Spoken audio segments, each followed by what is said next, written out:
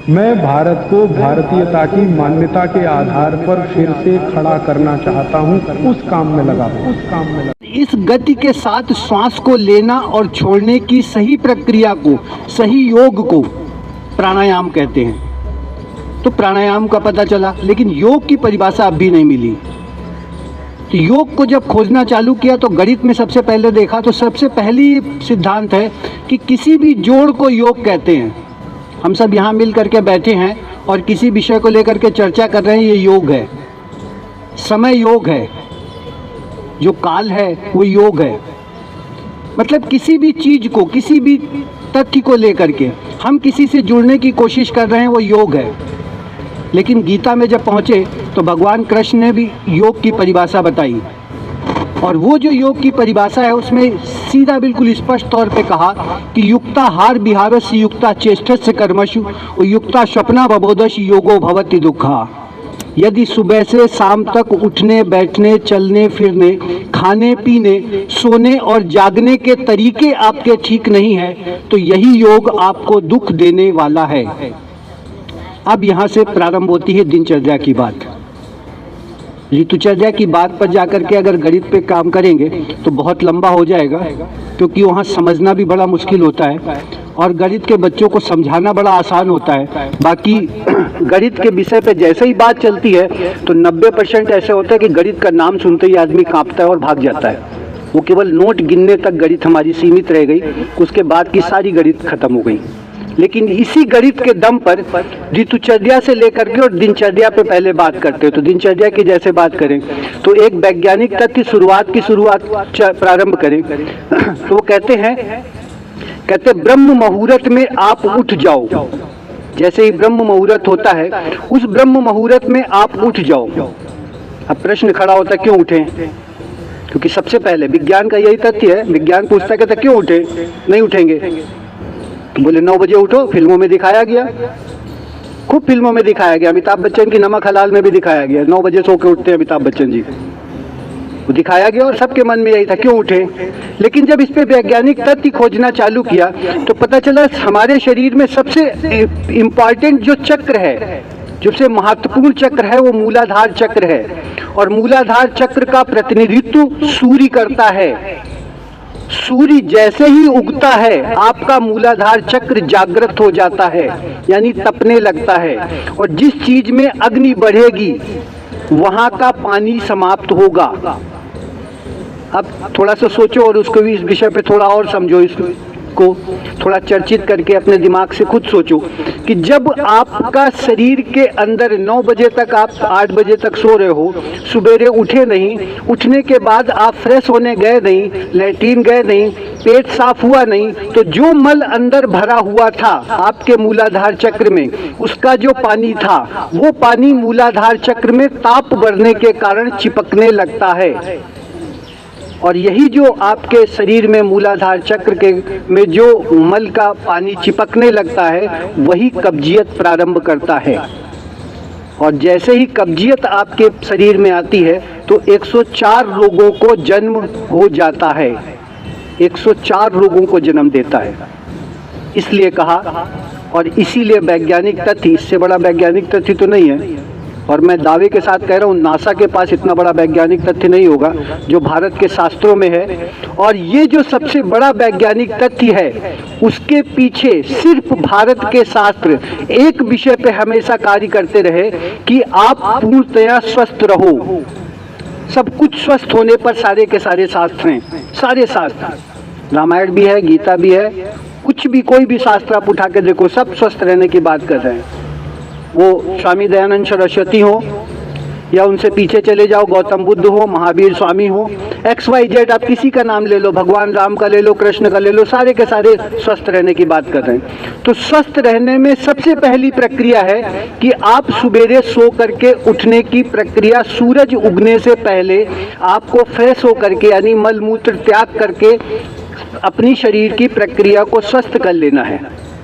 अब उठते ही सबसे पहले आगे चले तो जब सबसे पहले उठने के साथ सबसे पहली वाली प्रक्रिया जो बताई वो बताई कि आप गुनगुना पानी पियो, गर्म पानी पीना है। आज गर्मी बहुत ज़्यादा है और गर्मी इतनी ज़्यादा है कि अभी नहा के आया हूँ, अभी हो सकता है 7 बजे तक फिर नहाना पड़े, इतनी गर्मी है। यही सबके साथ हाल है कि 2-2 4-4 बार पानी डाल लो तो शरीर में फ़र्क नहीं पड़ता, इतनी गर्मी है। उसके बाद भी आप प्रयास ये करो कि सवेरे सो के उठने के साथ ही कम से कम 2 से 3 गिलास पानी गुनगुना पियो। गुनगुना पानी पीने के बाद फ्रेश होने जाओ। अब इसमें भी वैज्ञानिक तथ्य है, लेकिन व्याख्यायित करूंगा तो टाइम ज़्यादा हो जाएगा और समय कम है।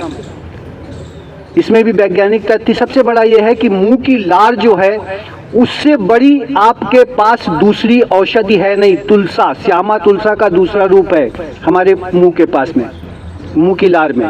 और ये मुंह की लार जब भी आपके पेट के अंदर जाती है और पेट में जाकर के पानी के साथ धीरे धीरे मिल करके करती है, तो जितना भी अम्ल आपके शरीर के अंदर, पेट के अंदर बन रहा है, उस सब को अकेले समाप्त करने का कार्य सिर्फ आपकी मुंह की लार कर लेती। मतलब सारे रोगों की दवा आपके मुंह पर है। आप चाहो तो इसको किसी भी तरीके से यूज कर सकते हो। भगवान का खेल है और उसका खेल बड़ा निराला होता है, सबको पता है बात। तो गुनगुना पानी पी लेने के बाद जो आप फ्रेश होकर के आए, तो वहाँ पर व्याख्यायित है कि स्नान कर लो। नहाने में भी एक व्याख्यान है कि नहाएं क्यों भाई, अब गर्मी है, सर्दी हो, कह रहे सूरज उगने से पहले नहा लो पहले। तो नहाए क्यों? तो नहाने का अर्थ जब खोजना चालू किया तो एक ही सेंस मिला कि सूर्य उगने से पहले यदि आप नहा लेते हो तो आपके शरीर पर जो पानी पड़ता है, तो बाकी जो चक्र हैं उन सब की गर्मी, सारी की सारी गर्मी आपके मूलाधार चक्र में चली जाती है। और जैसे ही मूलाधार चक्र में जाती है, फिर उसके बाद आप जो ध्यान करते हो बैठ करके, वो ध्यान अपने आप लगने लगता है, मन शांत हो जाता है, शरीर, सारी की सारी गर्मी वहाँ पर है। और सारी गर्मी जो मूलाधार चक्र के पास में है, तो ऊपर वाली जितनी भी गर्मी थी, मस्तिष्क तक की आज्ञा चक्र की जो भी गर्मी थी, वो सारी की सारी मूलाधार चक्र पर है। ये आज्ञा चक्र तक आपका, आकाश चक्र तक आपका शांत हो जाता है। और शांत हो जाने पर अपने आप ध्यान लगने लगता है, खुद ध्यान लगता है, स्वतः ध्यान लगता है, मन एकाग्र होने लगता है। तो दूसरी प्रक्रिया, ये अगली प्रक्रिया समझ में आती है। फिर उसके बाद आपका पूजन पाठ हो गया, तो कहते हैं सूर्य उगने के 2.5 से 3 घंटे बाद भरपेट भोजन कर लो। अब ये बहुत इंपॉर्टेंट है। 90% लोगों को, जिसको हम लोगों ने भोजन करा के देखा कि 9, साढ़े 9, 10 बजे तक भोजन कर लो। मेरे पास ऐसे कैंडिडेट हैं जो उनको 10 साल पहले प्रक्रिया उन्होंने चालू करी थी और लगभग 9 साल हो चुके, उनको बुखार नहीं आया, फीवर नहीं आया, केवल सवेरे भोजन मात्र कर लेने से, बस केवल भोजन कर लेने से। और भोजन कर लेने का सीधा सा सिद्धांत था जो उन्होंने कहा कि भोजन कर लो 9, साढ़े 9 बजे तक, क्योंकि अब आपके शरीर के अंदर की अग्नि जो है वो प्रबल होगी। सवेरे सूरज उगा, सूरज उगने के बाद उसका ताप बढ़ेगा, दोपहर तक खूब ताप बढ़ता है, और उसके बाद दोपहर के बाद शांत होना चालू होता है। अब सुबह दोपहर तक खूब उसमें ताप बढ़ा तो आपके मूलाधार चक्र का ताप बढ़ा, और जैसे ही मूलाधार चक्र का ताप बढ़ा तो जो भोजन आपके शरीर के अंदर था उसको पाचन क्रिया ठीक हुई, और पाचन क्रिया ठीक हुई तो आपके शरीर में जो रस बनना था, छठ रस की जो बात है, वो सारे के सारा रस ठीक तरह से बना। और जब ठीक तरह से बना तो आपके 50% रोग आपके यहीं से समाप्त हो जाते हैं। आपको बुखार नहीं आएगा केवल सवेरे भोजन कर लेने से। अब यहाँ बहुत सारी माताएं हैं, और मैं अशोक नगर में तो कम से कम बदनाम हुई एक काम के लिए। मैं जा रहा था इधर 7 नंबर गली से, तो एक ने कहा कि भैया नमस्ते। में नमस्ते, पीछे जो बगल करी, ये वही है ना जो कुकर बंद कराते हैं, जो बगल में उनके खड़ी थी, उन्होंने कहा ये जो कुकर का बना हुआ दाल और कुकर की बनी हुई खाना आप लोग 9, साढ़े 9 बजे तक भी खाओगे तो आपके घुटनों में दर्द आना बिल्कुल तय है, आएगा जरूर। और उसका मुख्य कारण यही है कि सूरज की रोशनी और स्वच्छ हवा जो आपके भोजन को नहीं मिलेगी, तो आपके शरीर में जो कैल्शियम बन रहा है, जो आपके शरीर में प्रोटीन जा रहा है उस दाल के माध्यम से, उस सब्जी के माध्यम से, जो जिस भी माध्यम से, वो आपके शरीर में नहीं गया, और न जाने के कारण ये रोग आपको उत्पन्न होने वाला है। एल्युमिनियम में बना हुआ सारा का सारा जो भोजन है वो आपकी सारी की सारी प्रायिकताओं को गिरा देता है, और जो शक्ति आपको दाल से केवल मिलती है, केवल दाल से, जैसे कुल्थी की दाल है, कुल्थी की दाल उबाल करके पानी पीना चालू करो, आपके पित्त की थैली में जो पथरी बन रही होगी वो भी खत्म हो जाएगी। पहाड़ी दाल कहते हैं उसको, कुल्थी की दाल है, हाँ उसको कुल्थी की दाल कहते हैं, पहाड़ी दाल है, ठीक है। इस सीजन में आप लोग मूंग की दाल खाना चालू करो, आपके शरीर में बनने वाली जो प्रक्रियाएं आ रही होंगी वो सारी की सारी प्रक्रियाएं समाप्त हो जाएंगी, अपने आप समाप्त होती, कुछ करना नहीं है। आपकी आंखें कमज़ोर हो रही है, पालक की है आपके बाज़ार में, आप खाना चालू करो, आपकी आंखें ठीक होना चालू हो जाएंगी। ये पालक का सीजन है, गाजर का नहीं है, गाजर का नहीं है, ये पालक का सीजन है। अब ये प्रक्रिया आपको देखनी और आपको अपनी रसोई के माध्यम से समझनी होगी। भोजन कर लिया, भोजन कर लेने की अगली प्रक्रिया यहीं पर है, कहते हैं भोजनांते विषमबारी, भोजन के अंत में पानी पी लेना विष पी लेने के बराबर है। और पानी आपने जो पिया भोजन के बाद, बस वही सारे खेल खेलेगा। और ये जो आपके शरीर के अंदर दर्द हैं, जो भी कमियां हैं, जो बीमारियां हैं, वो फिर से वही पानी भोजन कर लेने के बाद भी ले आएगा। तो एक प्रक्रिया तो बिल्कुल शांत सी है, बिल्कुल सरल सी है, और ये प्रक्रिया आप लोगों को समझ में आती है कि बहुत सरल सी प्रक्रिया है कि सुबेरे 9 साढ़े 9 बजे के बाद, 10 बजे के बाद भोजन कर लेने के बाद, जो कहते हैं जैसे ऑफिस जाना है, किसी को भी कहीं भी जाना है काम करने के लिए, आप सीधे लेट जाओ, सीधे लेट जाओ, और जो 15 मिनट के अंदर आपके शरीर से गैस रिलीज हो जाएगी वो आपके शरीर के मोटापे को कम कर देगी बिना एक पैसे के दवा की। लेकिन समस्या भारत में एक है, आप मेरे पास आओ, 500 रुपये आपसे फीस लें और इतनी सारी दवा दें तो आप कहोगे बहुत अच्छा डॉक्टर है, और हम आपको रसोई से खाना बताया करेंगे, क्या पागलपन वाली बातें करता है। आज बताओ, विज्ञान के युग में हम एसी में जी रहे हैं, मूर्ख बना रहा है। हाँ सच में यही क्रिया है।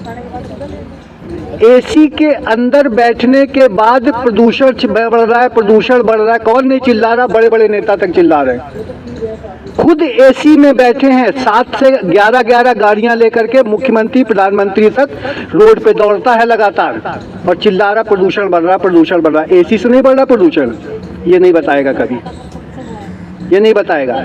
वही प्रक्रिया जो वहां पर है वही प्रक्रिया आप लोगों के पास भी है, बस अंतर वहां पर वो है कि वो उस पे बात कर रहे हैं, आप लोग यहाँ पे बात कर दो। तो ये सिंपल सा तरीका है और बिल्कुल साधारण सा तरीका है। आप सुबेरे 9 साढ़े 9 बजे तक के भरपेट भोजन कर लेने के बाद जो दोपहर में उससे हल्का भोजन करते हो, दोपहर में बाई बाम कुक्षी आसन, सुबेरे सीधे दोपहर दायां हाथ ऊपर कर, और रात में भोजन कर लेने के बाद लगभग 1000 कदम पैदल चलना है, 1000 कदम, उसके बाद लेटने की व्यवस्था है। तो आप देखोगे कि आपके शरीर में आधे से ज़्यादा रोग अपने आप खत्म होने लगते हैं। अब भोजन के बाद भोजनांते विषमबारी के कहा, तो सबसे बड़ी बात है कि जो आपने भोजन किया सुबेरे भोजन करने के बाद जूस, दोपहर में भोजन कर लेने के बाद छाछ, और रात्रि में भोजन कर लेने के बाद दूध आप भरपेट पी सकते हो। और भगवान से मनाता तो यही हूं कि भगवान ना करे कि कोई किसी को पानी दे तब उसकी मृत्यु हो। एक गिलास पानी ना दे पाए कोई और ऐसे ही मृत्यु हो जाए बिना किसी रोग के, तो वो ज़्यादा बेहतर है। लेकिन जिस प्रक्रिया पे जो आपकी रसोई आज की है उसमें मैं 90 और 100% कह रहा हूँ कि आप लोगों के पास बीमारी लगातार दी जा रही है और आप उसको अपनी रसोई के माध्यम से पाल रहे हो और वो रसोई आपके पास पली हुई है। इस रसोई को ख़त्म करो और पुरानी वाली प्रक्रिया पे आप लोग चालू हो जाओ। तो आप विश्वास करो, नहीं करोगे तो 6 महीने साल भर बात करने वाले हो। मैं दावे के साथ कह रहा हूँ, महीने के बाद वही करोगे जो हम आज कह के जा रहे हैं, ये करोगे आप लोग, ठीक है। तो सभी को आभार है, सभी को धन्यवाद है।